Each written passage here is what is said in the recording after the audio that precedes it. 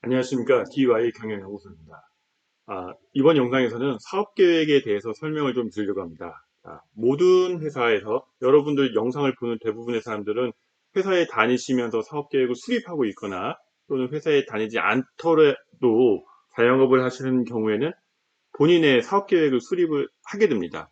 당장 내년도 사업계획이 아니더라도 다음 달의 사업계획 또는 이번 달에 어떻게 될 건지 그런 거를 예상을 해보고 싶고 추정을 해보고 싶기 때문에 계획을 계획을 하거나 추정을 하거나 이런 걸 하게 됩니다.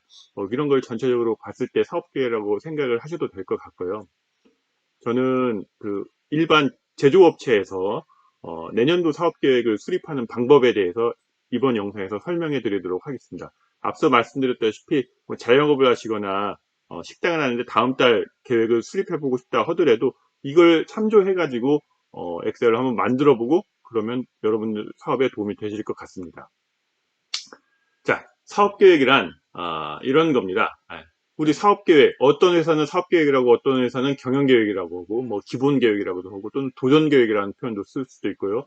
많은 표현이 있습니다. 뭐 다 통틀어서 그냥 계획이고 그냥 사업계획이라고 저는 표현을 하겠습니다. 사업계획이란 거는요.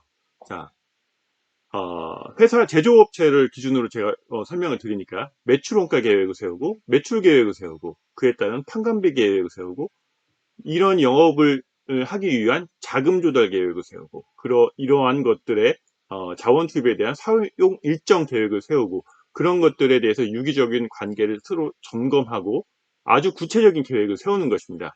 그래서 기업은 이 시나리오대로 내년도 사업 계획을 수립한 다음에 이 시나리오를 기준으로 사업을 진행을 하는 거죠. 그래서 이 시나리오가 기준이 되기 때문에 이 시나리오에 맞춰서 무엇을 더 달성하고 무엇을 덜 달성하고 이런 거를 체크해 가면서 사업을 진행해 나가게 됩니다. 사업계획은 기업이나 단체의 각 부문의 유기적인 운영을 위하여 총체적으로 종합적으로 계획을 수립하는 것입니다. 각 부분에서 수립하는 것도 이제 사업계획이 되고요. 이걸 전체적으로 회사 전체적으로 봤을 때 유기적인 운영을 위하여 총체적으로 종합적으로 계획을 수립하는 것 이거를 사업계획이라고 합니다. 그 미래를 계획을 세우는 걸 사업계획이라고 하고요. 그 다음에 실제로 내년이 돼가지고 그러니까 당해년도 작년에 수립한 계획을 가지고 올해는 그 계획에 맞춰서 나가면서 한 달 한 달 결산을 해 나가게 되죠. 그 결산은 해당 기간에 실제로 달성한 경영 성과를 사후적으로 정리하여 재무제표로 보고하는 것을 결산이라고 합니다. 그러니까 계획과 결산을 크로스 체크해 가면서 나가는 프로세스가 대부분의 회사에서 진행되고 있는 것이지요. 자, 정의에 대해서 설명을 드렸고요. 그러면 사업계획의 프로세스에 대해서 설명을 드려보겠습니다. 이 장표들은 제가 제 사업계획 프로세스라는 영상에서 한번 설명을 드렸습니다. 파워포인트로 만들어서 설명을 드렸던 자료를 캡처해서 가져온 거고요. 제가 이번 영상에서는 엑셀로 사업계획을 진짜 수립하는 거를 이렇게 보여드릴 거예요. 예, 이런 걸 보여드릴 거고 지금은 우선 간단하게 사업계획 프로세스에 대해서 먼저 이제 좀 이렇게 설명을 좀 드린 다음에 엑셀로 직접 수립하는 것을 진행하도록 하겠습니다. 자, 사업계획 프로세스는 크게 보면요. 영업 부문 사업계획과 재무 부분 사업계획으로 나눌 수 있습니다. 그러니까 영업 부문과 영업이 아닌 부분으로 나눌 수 있는 거죠. 그러니까 지금 제가 여기서 설명드리는 것은 영업계획에서 설명드릴 거고요. 이 이후 엑셀을 만드는 방법에 대해서는요. 자, 영업계획이 이제 대부분입니다. 회사는 물건을 제조업체를 설명드리니까 물건을 만들어서 팔고 그래서 이익을 남기고 이게 주고 이걸 하기 위해서 얼마만큼의 이제 자본이 필요하냐 자금이 필요하느냐 이걸 가지고 이제 자금 계획을 세우고 차입금 계획을 세우는 부분이 이 부분입니다. 그래서 여기까지 해가지고 영업 이익까지 나오고요. 이 밑에는 자금을 차입을 하거나 상환하거나 뭐 이런 것이 들어가기 때문에 영업개혁 밑에 부분 그러니까 영업의 계획 이 부분이 포함되겠죠. 그걸 통해서 이제 뭐 재무상태표까지도 완성하는 이런 부분인데요. 저는 추정 손익계산서 영업 이익까지 나오는 손익계산까지 설명드릴 예정입니다. 자, 이 영업 부분을 하려면요. 먼저 사업계획에서는 제일 중요한 게 시초가 되는 게 영업계획입니다. 각 영업팀에서 내년도 영업 물량이 어느 정도 될 건지 영업 물량과 판매 단가 계획을 세워가지고 곱하면은 이제 매출액이 되겠죠. 그래서 매출 계획을 수립하는 게 첫 번째 단계입니다. 영업 계획을 수립을 하고 영업 계획이 수립되면은 이 영업팀에서 이게 팔겠다는 물량이 나오면은 그거를 이제 생산에서는 생산을 해내야 되잖아요. 그러면 그거에 맞는 생산 계획을 수립하게 되겠죠. 근데 뭐 전년도 재고가 얼마만큼 있었다. 적정 재고, 우리 회사의 적정 재고가 얼마다. 뭐 이런 걸 감안해가지고 재고 계획도 수립이 되겠죠. 월별로 만약에 어떤 회사가 1월부터 12월까지 있는데 시즈널리티가 있어요. 특히 뭐 가을에 많이 팔리는 제품을 만드는 회사다 하면은 여름에는 좀 만들어서 이제 비축을 해야 될 거 아니에요. 그러면은 여름에는 그 재고 계획이 좀 늘어나게 되겠죠. 그렇게 월별로 재고 계획도 늘어나는 그런 것도 계획을 세워야 될 테고요. 재고 계획도 수립을 해야 되고 생산 계획을 수립해야 되고. 그러면은 생산 계획과 재고 계획 이런 생산 계획이 수립되면 이 생산 계획에 맞춰 가지고 어 이제 원가의 3요소가 재료비, 노무비, 경비잖아요. 그래서 재료비, 노무비, 경비 계획을 세웁니다. 그래서 생산 계획에 맞춰서 구매 계획도 세우고 구매팀에서는 얼마만큼 살 것이냐 계획을 세우고 또 얼마에 살 것이냐 단가 계획도 세우고 그래서 그것이 또 얼마만큼 이제 투입될 거냐 해서 직접 재료비가 계산이 되겠죠. 그리고 이거를 만드는데 얼마만큼의 인원이 필요할 것이냐. 현재 인원은 얼마인데 내년도 물량을 맞추기 위해서는 얼마만큼의 공수가 필요하고 직접 인원이 필요한지 이런 밸런싱도 좀 해서 필요하다면 직접 인원을 더 채용하는 계획도 세워야 될 테고요. 그렇지 않다면은 뭐 유지를 하거나 어떻게 보면은 만약에 현재 보유하고 있는 생산 공수보다 내년에 필요한 필요 공수가 더 적다면은 인원을 감축해야 되는 계획도 세워야 되잖아요. 그렇다면은 인원을 감축 계획을 세우거나 또는 우리나라 같은 경우는 인원을 감축하기가 쉽지가 않으니까 뭐 퇴사자들을 파악을 해가지고 퇴사자는 있는데 이제 충원 계획을 좀 감안해서 덜 세우거나 이런 계획도 필요하게 되겠죠. 그래서 직접 노무비 계획, 인원 및 인건비 계획이 세워지겠죠. 그리고 이제 뭐 간접 인건비 계획도 세워질 테고, 그다음에 제조 간접비 계획. 예를 들어서 뭐 경비 계획을 세워야 되겠죠. 공장 단에서 뭐 감가상각비, 복리후생비, 출장비 뭐 등등등등 여러 가지 경비가 있겠죠. 유틸리티비, 포장비, 수선유지비, 소모품비 뭐 여러 가지 경비가 있을 거예요. 그런 경비들을 다 세우는 거죠. 직접과 간접 그런 것도 나눠 세워야 될 테고 이 세 개가 뭉쳐져서 원가 계산이 되겠죠. 여기는 단순하게 지금 경비 계획만 세우겠지만 이게 뭉쳐져서 이제 원가 계산이 됩니다.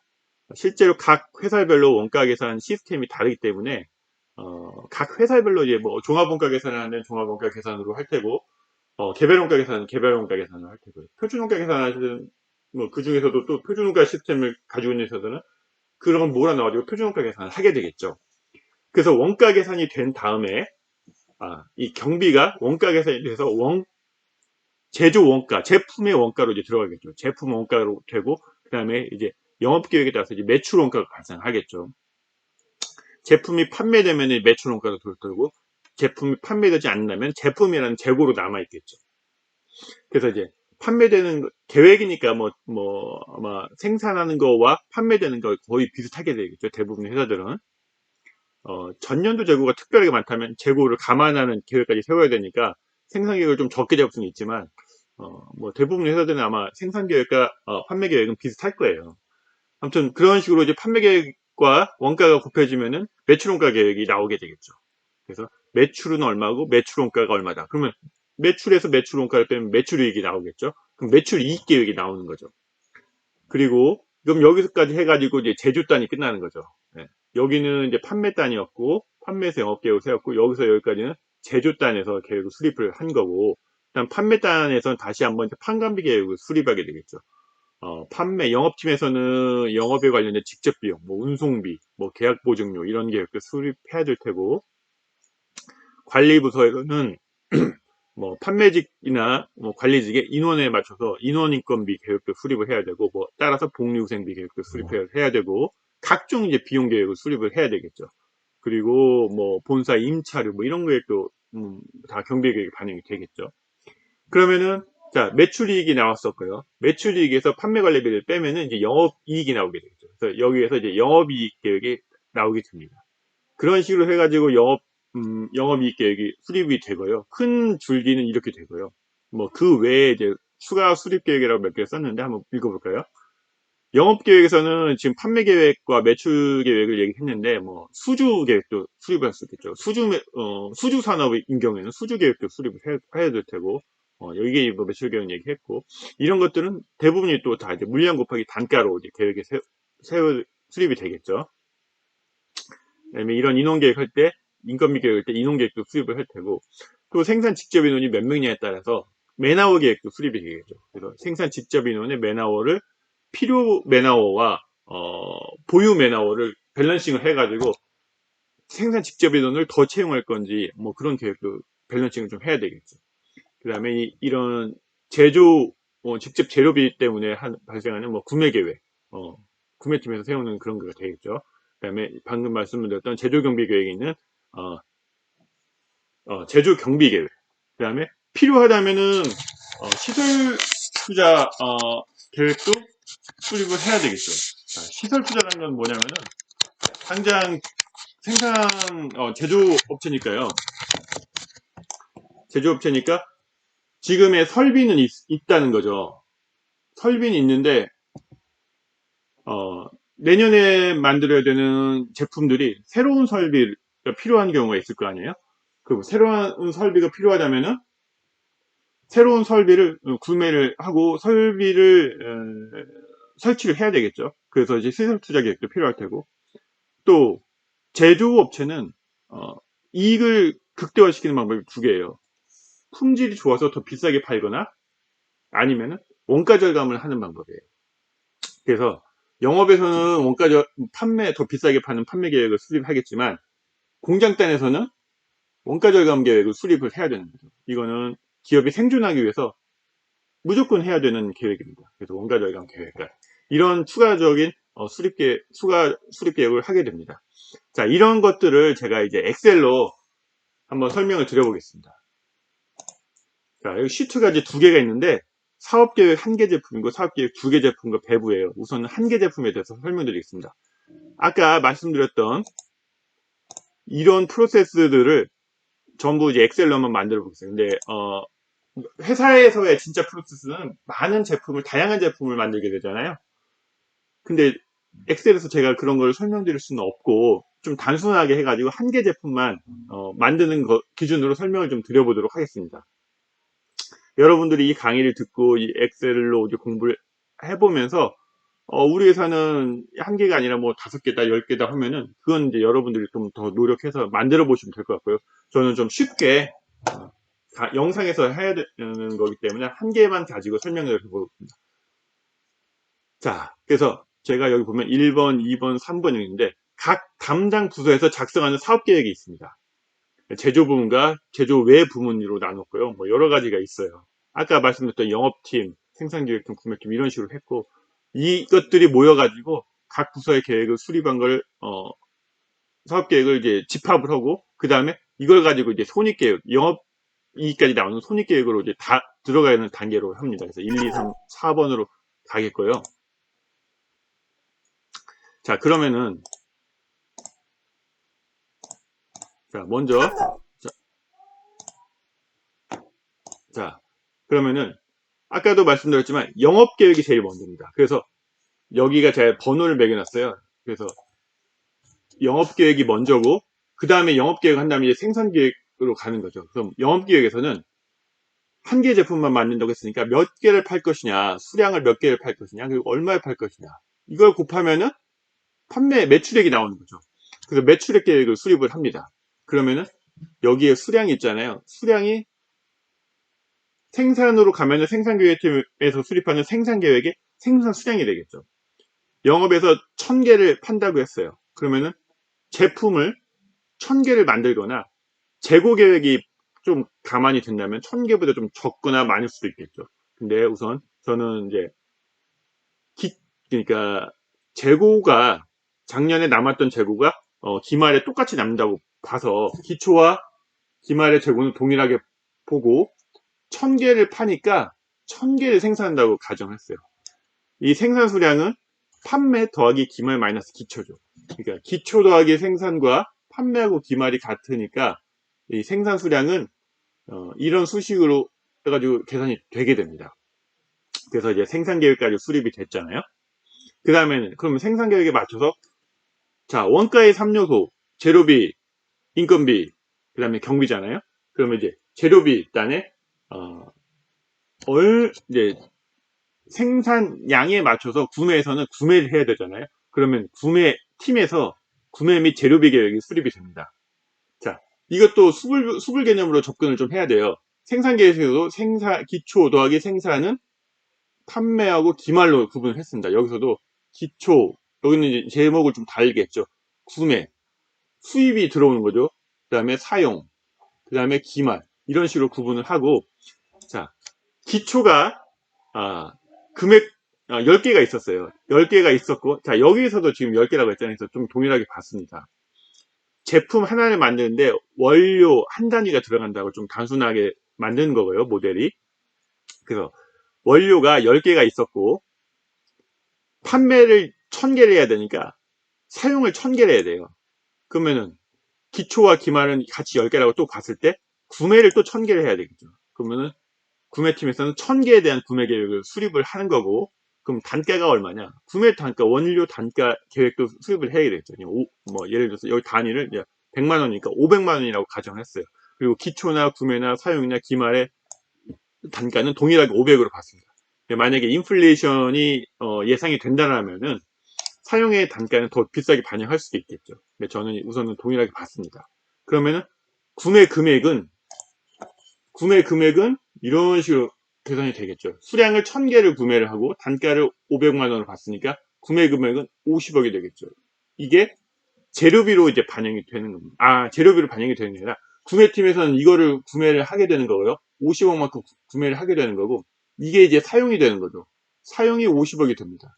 그럼 이 사용이 나중에 매출원가, 제조원가 계획을 할 때 재료비로 반영이 되게 됩니다. 자, 그래서 이 구매 계획, 구매 및 재료비 계획을 설명을 드렸고요. 그 다음에는 이제 원가의 3요소 재료비 인건비, 경비잖아요. 그럼 인건비 설명을 드리겠습니다. 자, 지금 여기에서 말씀드리는 부분은 다 제조단이에요. 여기가 제조 부분이고 여기가 제조 외 부분으로 구분했고요. 영업팀에서 매출 계획을 수립한 걸 가지고 제조단에 와서 계속 이렇게 여러 가지 계획이 수립이 됩니다. 이 제조 회사이기 때문에 제조단에서 많은 계획이 수립이 되는 거죠.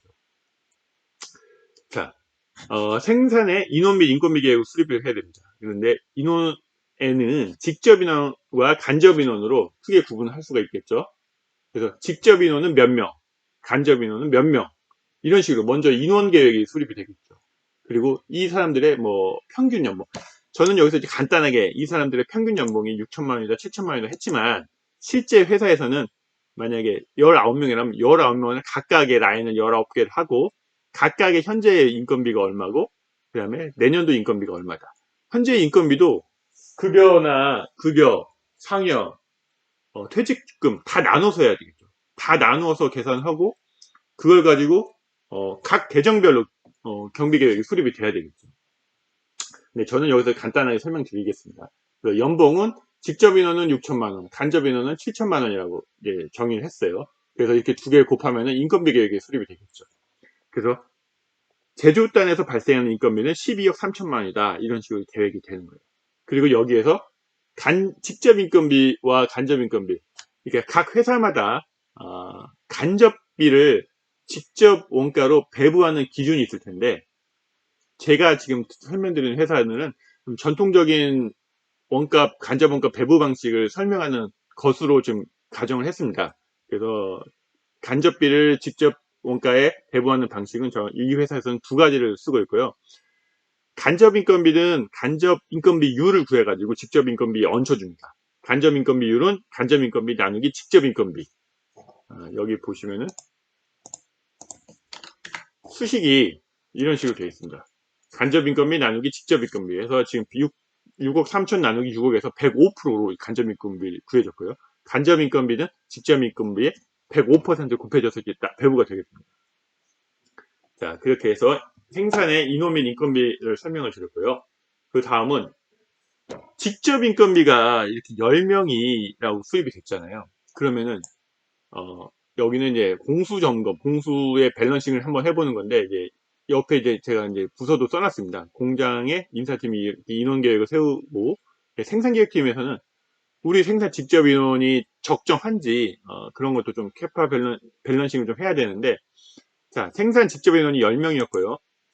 1년이 365일인데, 근무일 수를 한 250일 정도 봤어요. 뭐, 토요일, 일요일 빼고, 국경일 빼고, 뭐, 이런 식으로.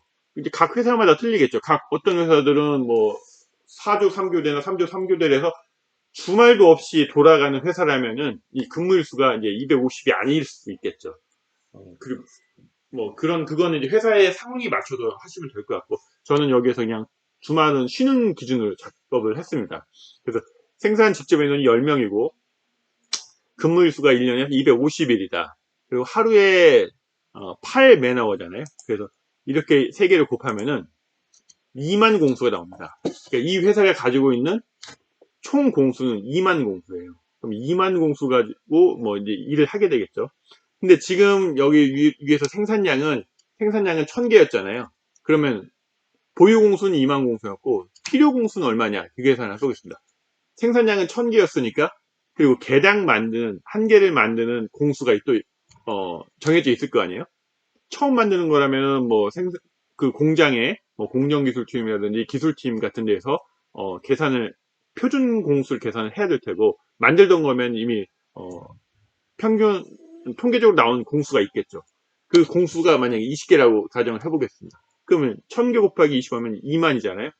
그러면은 보유 공수도 2만이고 필요 공수도 2만이니까 과부족이 없겠죠. 그럼 과부족이 없으면 딱 뭐 괜찮게 정의가 된 거죠. 우리가 가지고 있는 생산 인원의 총 공수만큼 영업에서 팔겠다는 판매 계획이 수립된 거니까 딱 맞아 떨어진 거죠. 근데 만약에 필요 공수가 예를 들어서 3만이 나왔어요. 근데 보유 공수는 2만밖에 안 됐어요. 그러면 이제 만 공수에 대해서 충원 계획을 세워야 되겠죠. 만 공수를 전부 충원 계획으로 세우거나, 또는 뭐 우리 계획은 계획인데 계획만큼 막 뽑을 수도 없잖아요. 그러니까 뭐 잔업 계획을 좀 세워가지고 커버를 칠 수도 있겠죠. 일부분은 어느 정도는 그런 계획도 수립을 할 수가 있겠죠. 그래서 인원 계획을 가지고 이제 생산기획팀 같은 부서에서 공수점검을 해봅니다. 그리고 이번에는 원가의 3요소가 재료비, 인건비, 경비잖아요. 그래서 경비계획을 세웁니다. 공장에 제조경비계획을 세웁니다. 직접과 간접으로 구분을 해가지고, 직접은 외주 용역비, 뭐 유틸리티비, 그 다음에 투자가, 이 사업 때문에 투자가 필요하다면 직접으로 상각비를 반영할 수가 있으니까, 뭐 감가상각비에 직접 이런 비용이 투자비가 되겠죠. 그래서 직접으로 이런 걸 세울 수가 있고요. 간접비라면은 감가상각비, 건물, 그 다음에 뭐 기타 고정비, 여러 가지가 있을 수가 있어요. 뭐 해외 출장, 뭐 출장비라든지 뭐 회식비, 복리후생비, 뭐 이런 것들이 대부분 다 기타 고정비로 반영이 되겠죠. 그래서 뭐 이 간단하게 지금 뭐 3개 계정에서 8억, 여긴 2개 계정에서 7억 5천에서 총 경비를 10억 5천을 수립을 했습니다. 그리고 아까 제가 간접 경비를 나누는 배부 방식은, 이 회사는 2가지를 쓴다고 했잖아요. 간접 인건비율하고 간접 경비율. 여기서 간접 경비율을 구할 수가 있겠죠.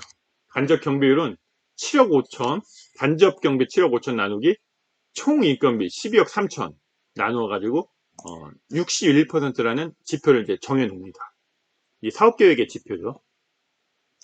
그다음에 6번까지 설명을 듣고, 이제 7번에서는 투자 계획입니다. 자, 내년도 제품 만들기 위해서 투자가 필요해요. 뭐 설비 투자가 필요해요. 이런 것들. 그래서 뭐 AAA 설비와 BBB 설비해 가지고 2억이 필요합니다. 그럼 2억이라는 투자 계획을 수립을 하고, 실제로 이제 이걸 가지고 이제 내년에 투자 집행을 하게 되겠죠. 그리고 이 2억은 여기 이제 투자 계획을 통해서 감가상각비 직접 이런 비용으로 반영이 되게 되겠죠. 그래서 만약에 투자가 필요하다면 이런 건 이제 뭐 공정기술팀, 공무팀 뭐 이런 데에서 이제 담당을 하게 됩니다. 또 공장에 지금 보시면은 생산기획팀에서 생산계획을 세우고, 구매팀에서 구매 및 재료비 계획을 세우고, 인사팀에서 인원인건비 계획을 세우고, 생산기술에서 공수 점검하고, 공장의 관리팀에서 제조경비 계획을 세우고. 공장 관리팀에서 제조경비를 세운다고 했지만, 만약에 여기에 뭐 포장비다 하면 생산팀 같은 데서 세울 수 있고요. 유틸리티비다 하면은 뭐, 뭐 전기 관련 팀, 전기팀, 뭐 무슨 뭐 각종 팀에서 또 나누어서 세울 수가 있겠대요. 그다음에 뭐 복리후생비라면 인사팀에서 세울 테고, 네. 뭐, 뭐 여러 가지 뭐 각각의 부서에서 그런 걸 세우게 됩니다. 뭐 기술팀 무슨 팀에서 뭐 해외 출장을 가야 된다. 그럼 이런 비용도 다 수입을 해가지고 여기 이제 어딘가에 다 들어오게 되겠죠.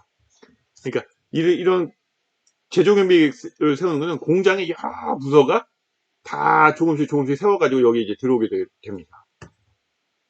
그리고 투자 계획도 이제 수립을 하게 됩니다. 그럼 이제 공장에서는 이 정도 하면은 대부분의 이제 계획이 수립이 된 겁니다. 그럼 다시 이제 영업 외로 와볼까요? 자, 아까 이쪽에서는 생산의 인원인건비 계획을 세웠듯이 판매나 관리 쪽에 인원인건비 계획도 수립을 해야 됩니다. 그건 이제 본사 인사팀에서 수립을 하게 되겠죠. 그래서 인원은 몇 명이다. 이 사람의 연봉은 얼마다. 그러면 곱하면은 총 인건비가 얼마만큼 들어간다. 그러면 판관비의 인원인건비가 5억 2,500이 예상된다라고 되겠죠. 그리고 본사나 본사하고 판매 조직에서도 똑같이 이제 판매비 계획을 세웁니다. 밑에서 제조경비 세웠듯이요. 직접과 간접으로 구분을 할 수가 있고요. 판매에서 발생하는 직접 비용에는 운반비가 있을 수 있죠. 특히나 이제 해상 수출을 많이 한다면 해상 운반비 이런 건 굉장히 많이 발생하게 됩니다. 또 뭐 계약 보증료 이런 것도 발생할 수가 있겠죠.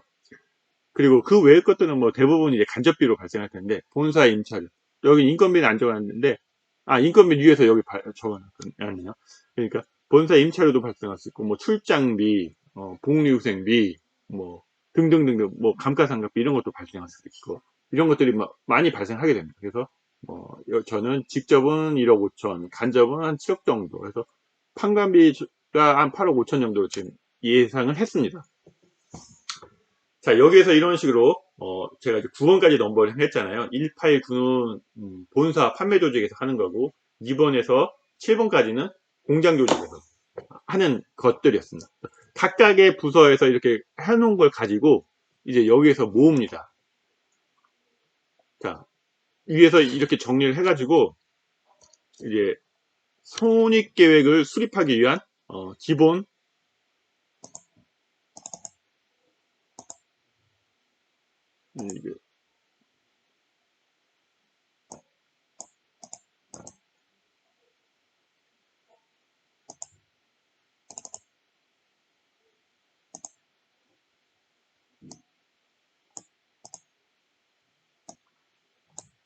자, 각 부서에서 했던 걸 가지고 좀 정리를 해보겠습니다.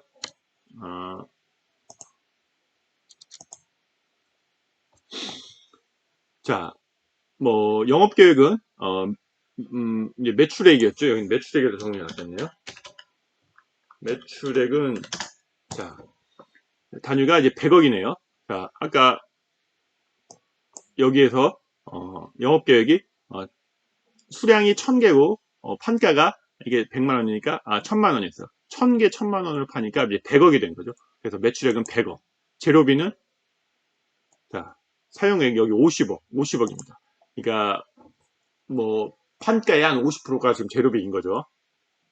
그 다음에 인원은 직접 인원이 뭐 이런 식으로 10명 9명에서 6억하고 6억 3천이 됐던 거고 공수계획은 2만 공수 임률은 3만원 정도 되는 거죠. 6억을 2만 공수 나오니까 3만원인 거예요. 시간당 3만원. 그 다음에 직접 경비로는 제조 직접 경비로는 유틸리티비 여기에서 수립된 걸 그냥 그대로 가져온 겁니다. 외주 용역비가 5억 유틸리티비가 1억 그 다음에 투자비 감가상각비로 2억 이게 생산의 직접 경비로 들어오는 거고요. 간접 경비로는 뭐 감가상각비 건물이 3억 5천 기타 구성비가 4억에서 7억 5천이 들어갔고 그래서 간접률은 자 간접 임률이 1억 105% 간접 경비율이 61%가 됐습니다. 판관비는 7명 7억 5천씩 해가지고 5억 2,500으로 그 다음에 판관비 외 인건비 외는 본사 임차료가 5억 5천 기타 고정비 1억 5천 운반비하고 계약보증료가 1억하고 5억 5천만원 이런 식으로 이제 수립이 되겠죠. 이런 식으로 이제 정리를 한 다음에 이걸 가지고 이제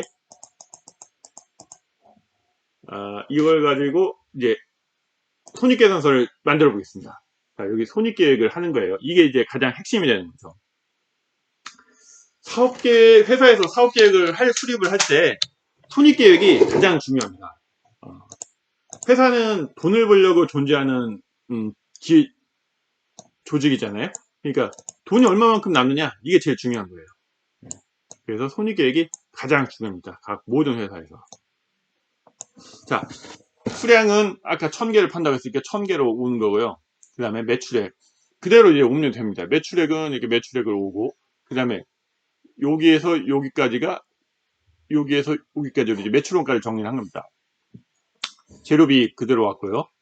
재료비가 여기 있네요. 재료비가 그대로 왔고, 그 다음에 직접 인건비가 6억 그대로 왔고, 그 밑에 이제 6억에 대한 정보가 온 거고, 간접 인건비가 105%였잖아요. 그래서 105% 곱해서 6억 3천이 왔고요. 그래서 직접 인건비가 12억 3, 인건비 전체가 12억 3천. 그 다음에 경비도 직접과 간접으로 이렇게 나눈 다음에 직접 인건비 그대로 이렇게 기입해 주고요. 간접 인건비 기입해 줍니다. 간접 인건비는 인건비 계에다가 61%를 곱해줘도 되고, 간접 인건비 총액을 그냥 와도 되겠죠. 어차피 똑같으니까. 제품이 하나였으니까요. 그렇게 해서 매출원가는 77.8억이 됐습니다. 그러면은 우리가 매출액이 100억이었으니까 100억에서 77.8억을 빼면은 매출 총리액은 22.2억이 되는 거죠. 그래서 매출 총리익률은 22.2%가 되고, 만약에 이 회사가 이제 원가율 관리를 해놓은 회사라면은, 이제 뭐 진행 매출을 하는 원가율 관리 해놓은 회사라면 이 77.8%가 이제 예정 원가율 이런 걸로 관리가 되겠죠. 그 다음에 이제 판관비가 들어옵니다. 판관비, 공통 판관비에서 인건비가 5억 2,500, 인건비가 7억, 그래서 12.25억이 오게 되고요. 그 다음에 직접 비용으로 운반비하고 계약 보증료가 오게 됩니다. 그래서 판관비 총액은 13.5억에서 8억 4,500이 되게 됩니다. 그래서 100억 대비 100억을 팔아가지고 8억 4,500이라는 영업이익이 남기 때문에 영업이익률은 8.5%입니다. 그 다음에 제 옆에다가 이제 파란색으로 썼던 거는, 파란색으로 표시한 거는 직접 원가. 이를 이렇게 표시를 한 거고요. 그러니까 여기는 간접 원가, 직접 원가, 간접 원가, 직접 원가를 표시를 한 거고요. 어차피 직접 여기 다 써있죠. 그 다음에 이게 변동비냐 고정비냐 이 표시를 한 겁니다. 자, 재료비는 변동비겠죠. 물량이 더 늘어나면은 재료비도 더만큼 사야 되고 파야 되고. 그 다음에 직접 인건비는 저는 여기서 이제 회사 전체적으로 보면은 고정비가라고 볼 수가 있어요. 왜냐면은 물량이 감소한다고 해서 그 생산 직접 인원을 감소한다고 해서 마음대로 줄일 수가 없잖아요. 그렇기 때문에 고정비로 볼 수가 있어요. 하지만 제품이 여러 가지가 있고, 이제 뭐 10개라는 제품이 있는데, 그 중에서 이제 한 개 제품만 나면은, 만약에 공수절감이 가장 어떻게 보면은 중요한 원가 절감의 수단 중에 하나인데, 공수를 막 절감을 했어요. 그러면 재료가 그 공수에 따른 직접 인건비와 간접 비용들이 줄어들게 되잖아요. 그러면은 한 제품 하나만 본다면은 고정비가 아니라 변동비로 볼 수가 있죠. 그래서 그냥 좀 물음표를 그려서 쳐놓은 겁니다. 나머지 뭐 간접 인건비는 고정비가 맞을 테고요. 이런 데는 직접 원가는 대부분 이제 변동비가 맞는 거죠. 이렇게 됩니다. 그래서 자, 여기는 단위당 원가 분석입니다. 네, 여기는 이제 1000개 전체 기준으로 금액이 이랬던 거고요. 이 전체 금액을 1000으로 나누면은 단위당 원가가 되겠죠. 그래서 단위당으로 이제 얼마다라는 거를 이제 만들어 보는 겁니다. 왜냐하면 왜 단위당이 중요하냐면은 결국에는 우리는 시장에서 우리 제품 가격을 정해야 되는데, 그러면은 얼마에 팔 거냐, 이게 또 중요하거든요. 그래서 단위당으로 이렇게 한번 보는 게 중요하죠. 지금 여기는 이제 제품을 하나만 봤기 때문에 뭐 별 안 중요할 수도 있지만, 제품이 여러 개라면은 각 제품의 단위당 가격 이런 것도 되게 중요할 수가 있죠. 자, 이렇게 해가지고 제품 한 개짜리에 대해서 사업 계획을 하는 거를 좀 엑셀로 설명을 드렸습니다. 제 엑셀 자료가 혹시 공부를 하실 때 필요하시다면은 저한테 이제 댓글로 남겨주시면은 제가 메일로 공유해 드리도록 하겠습니다. 자, 이번에는 회사가 제품 하나만 있는 회사는 없잖아요. 앞에서는 간단하게 설명드리기 위해서 그냥 제품 한 개다라고 가정을 하고 설명을 드렸고요. 대부분은 수없이까지는 아니겠지만 굉장히 복잡한 구조를 띠고 있을 거예요. 우리 원가 구조, 우리 회사의 대부분 이제 그 전 세계적인 트렌드가 옛날에는 소품종 대량 생산을 했지만 과학기술의 발달, 그다음에 소비자들의 욕구의 다양화, 이런 것들에 의해 가지고 다품종 소량 생산을 하는 회사들로 이제 변하고 있어요. 과거에는 소품종 대량 생산에서 이제는 다품종 소량 생산을 하기 때문에 굉장히 품종이 많을 거예요. 그럼 여기에서는 많다고 제가 10개씩 갖다 놓고 설명을 해드릴 수는 없으니까 2개의 제품에 대해서 시나리오를 만들었습니다. 1개와 2개의 차이가 뭐냐면은 2개라면은 공통원가로 집계를 하고 직접원가는 이제 2개니까 A와 B로 라는 제품으로 집계를 하면은 직접원가는 A라는 B로 원래 귀속이 됐으니까 문제가 없고 공통원가를 배부하는 게 문제잖아요. 그럼 공통원가를 배부하는 프로세스가 이제 여기에 들어가는 거죠. 그래서 공통원가를 어떤 기준으로 배부를 하느냐, 그 배부를 했을 때 그럼 원가 계산을 하고 그 다음에 이거에 손익계산서도 각각 A와 B에 각각 돼야 되니까 그런 거에 대해서 설명을 드리도록 하겠습니다. 자, 아까 1개 제품에 대해서 설명했던 것처럼 이 표처럼 정리를 했습니다. 그래서 매출액 15억, 150억을 계획을 세웠어요. A가 100억, B가 50억 계획을 세웠습니다. 그래서 재료비는 A가 50억, B가 20억 세웠어요. 각각 아까 앞서 1개짜리 제품에서 설명드렸던 것처럼 그 각 담당 부서에서 이렇게 똑같이 세우면 됩니다. 자, 인원계획도 A는 10명, B는 6명이 필요해요. 그 다음에 공통 인원은 14명이 필요해요. 그래서 전체는 이제 30명이 필요한 거고 그렇습니다. 판매관리 인원은 그냥 10명이라고 했습니다. 10명. A라는 B 나누지 않고 10명을 했습니다. 그 다음에 그래서 자, 생산 직접 인원은 자, 연봉이 6천만 원이니까 6억 10명 곱하기 6천만 원에서 6억. B는 6명 곱하기 6천만 원에서 3억 6천이 필요합니다. 그 다음에 생산 간접 인원은 9억 8천이 필요하고 판매관리비 인원은 7,500만 원씩 이거는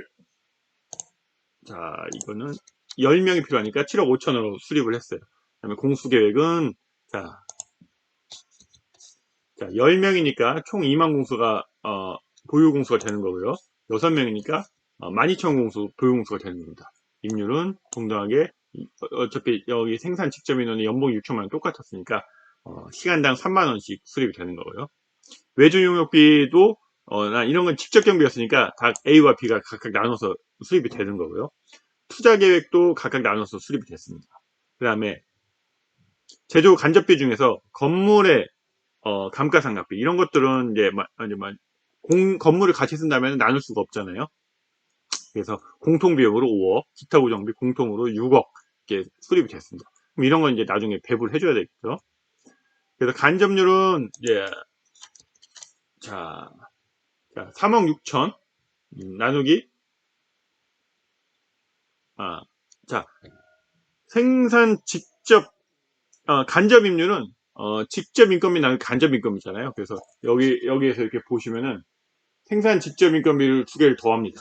그래서 9억 6천 나누기 9억 8천 해가지고 102%가 나왔네요. 여기서는. 그 다음에 간접 경비율은 제조 간접비 총액이 11억이었고 인건비 총액이 19.4억이었습니다. 그래서 나누어 가지고 56.7%로 간접 경비율이 계산이 됐습니다.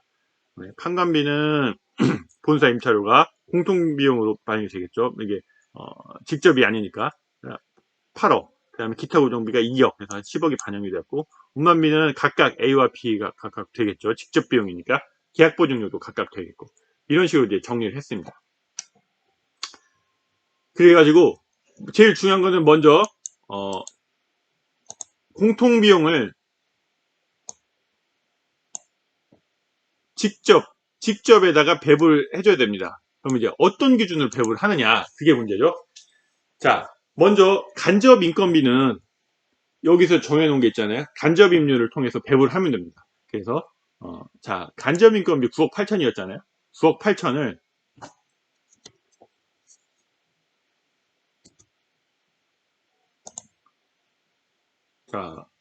이걸 보시면 되겠네요. 9억 8천을 간접임률이 102%였으니까 직접 인건비 6억 곱하기 102%에서 6억 1,300, 3억 6천 곱하기 102%에서 3억 6,800 이렇게 배분을 해주면 됩니다. 이렇게 배분을 해주면은 이게 합계가 9억 8천이 되죠. 나눠야 되는 9억 8천이 전부 다 이제 배부가 된 겁니다. 그리고 간접 인건비도 자 얘는 이게 참조되는 셀을 추적을 하는데 이걸 보면 참 좋습니다. 자, 총 인건비가 12.1억이었잖아요. 12.1억 곱하기 56% 곱해서 6억 8,800을 나누고 7억 2,800을 56.7% 곱해서 4억 1,300으로 A와 B로 나누어줍니다. 이렇게 두 개 또 더해보면은 11억이고 나눠야 되는 비용 11억이 배부가 됐습니다. 그러면은 이제 남아있는 경비가 이제 판매관리비가 남아있잖아요. 판매관리비는 자, 이제 제조단에서 발생한 간접인건비하고 생산 간접인건비하고 생산 간접경비는 배부를 했고 이제 판매단에서 발생하는 비용을 배부를 해줘야 되는데요. 판매단에서 발생하는 비용은 대부분의 회사들이 아마 매출액 비용으로 배부를 할 거예요. 그래서 저도 여기서 매출액 비율을 가지고 배부를 하겠습니다. 매출액 비율, 자 매출액 비율은 자 67%. 이게 어떻게 나왔냐면은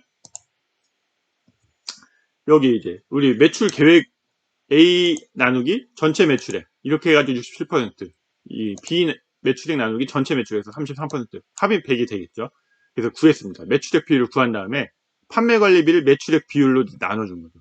이 7억 5천을 여기에 67% 여기에 33% 나눠줬고요. 본사 임차료도 이 8억과 2억을 67%와 33%로 나눠줬습니다. 이렇게 나눠주고 나면은 공통비용이 이제 전부 0이 됐죠. 그 다음에 직접 비용 A와 B로 전부 이제 나눠주게 됩니다. 그래서 12.3억이 공통비용이 10억이었고 1억 5천과 8천이 있었는데 이제는 다 나눠주고 나면은 8억 1,700과 4억 1,300으로 12.3억이 다 나눠주게 된 겁니다. A와 B로 전부 다. 이게 이제 복수 제품을 만드는 회사들에서는 어떻게 나눠주느냐 이게 굉장히 중요합니다. 가장 이제 이해관계 때문에 부서 간에 좀 이렇게 신경질적으로 논쟁도 많이 하는 문제가 이런 것들이죠. 자, 그러면 A와 B를 나누어 줬으니까 그럼 A와 B에 대해서 손익계산서를 해보겠습니다. 자, 여기에 정리된 걸 가지고 계약금의 이 매출액을 가지고 매출액을 이제 옵니다. 자, 100억, 50억 오고 재료비 직접인건비 그대로 오면 되겠죠. 자, 50억, 20억 오고 그 다음에 직접 우리가 직접 경비 직접 인건비 6억 3억 5천 오고 간접 인건비 여기 배부했었죠. 배부한 걸 기준으로 옵니다. 그 다음에 외주용역비는 이제 배부를 안 하고 이제 직접 비용이니까 그대로 오고요. 그 다음에 간접 경비도 이제 배부한 거 기준으로 이렇게 오게 됩니다. 그러면은 A가 원가가 77억, B가 35.6억 이렇게 되고요. 매출액은 100억이었죠. 그래서 빼면은 매출 총이익이 나오게 되겠죠. 매출 총이익이 A는 23억, B는 14.4억이 돼서 매출 총이익률은 이렇게 되고요. 그 다음에 공통경비도 아까 우리가 배부를 했잖아요. 매출액 기준으로. 자, 이거 기준으로 배부를 했었죠. 다 배부를 했었습니다. 그래서 배부한 걸 가져오게 되고 그 다음에 직접 비용은 직접 귀속됐던 거니까 그대로 가져옵니다. 그렇게 가져오게 되면은 판관비가 얘는 13.17억, 얘는 6.63억이 돼서 매출 총이익에서 이제 판관비를 빼면은 9억 8,300, 7억 7,700 해서 영업이익이 계산이 되게 됩니다. 그래서 얘 영업이익은 9.8%, 얘 영업이익은 15.5% 이런 식으로 되는 거죠. 자, 이렇게 해가지고 복수 제품을 만드는 회사에서 각 제품의 손익계산을 하는 방법에 대해서 설명을 드렸습니다. 제가 이런 것들은 제가 이제 아무리 쉽게 설명을 하더라도 이렇게 익숙하지 않으신 분들은 이게 귀에도 잘 안 들어오고 좀 어려워요. 근데 이것들이 굉장히 또 중요하거든요. 아마 이 영상을 들으시는 분들은 회사에서 뭐 관리팀이나 회계팀, 기획팀 이런 데서 근무하시는 분들이 되게 많을 텐데 또 이제 만약에 신입 이거나 아니면 새로운 게 이 업무를 하게 되신 분들이면 또 회사에서는 고참들이 이렇게 친절하게 설명을 잘 안 해주잖아요. 물론 설명해 주시는 분들도 있겠지만 그냥 공부해봐라 하면은 공부하기가 좀 맨땅에 헤딩하기가 좀 어렵잖아요. 그러면 아마 제 영상 들으면 굉장히 실무적으로 설명해 주니까 도움이 좀 될 것 같습니다. 이 자료 필요하시면은 댓글 달아주시면은 공유해 드릴 테고요. 아마 제 영상을 가지고 여러분들이 하시는 일에 조금이나마 더 도움이 됐으면 좋겠습니다. 자영업 하시는 분들도 이런 식으로 계획을 좀 세워보면은 나는 실제 이제 그 해당 연도에서 표준 대비 뭐 실적을 비교한다는 것 자체가 기준이 있는 것 자체가 그 표준에 맞춰서 해 나가려고 노력하게 되니까 좀 더 경영이 좀 더 뭐라고 해야 될까 좀 더 진일보할 수 있을 거라고 생각합니다. 여러분들 하시는 일에 도움이 됐으면 좋겠습니다. 자, 감사합니다.